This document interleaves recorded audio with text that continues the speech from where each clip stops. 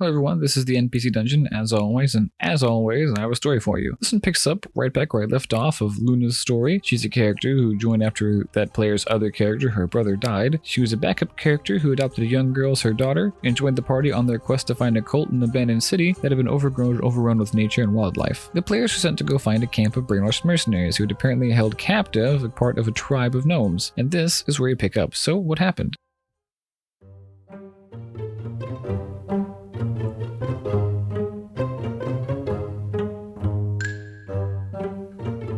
They sat crouched overlooking the camp nestled in the rooftops. There was a single tower, a few broken down looking shacks, and a makeshift wall surrounding it all, but something struck them. There weren't any gnomes, but after sneaking through, they discovered countless statues, many of gnomes, and a few mercenaries Luna recognized. One of them was the one she was sent to find. She had to split off to do some investigating on her own, and came back to the little isolated rooftop the rest of the party was waiting on to tell them that this was the place. They planned their attack and started heading out when Luna felt a tug on one of her pant legs. "What about me?" the little girl asked. Luna told her she had to stay behind, and it took some convincing. The two of them had one of their classic teenage child-parent arguments, which I'll be honest was really fun to play, and after a while, at the impatience of the other team, the girl finally gave in. Luna left her pet raptor, yes, she had a pet raptor, behind to keep her safe, while the rest snuck across the rooftop bridges, eyes peeled and ready to fight. But no one noticed the stealthy rogue sweeping up from behind them. After the first strike, more emerged, and my players realized they had been ambushed. The party's bard had found a little monkey earlier on in the campaign and kept him around with them. I still don't remember at all how he found him. He had a little trick where he had the monkey land on his opponent's head and vomit an acid splash on him. That's how he flavored his acid splash. He was also a shadow dancer. This is in 3.5, so he could summon a shadow to fight from.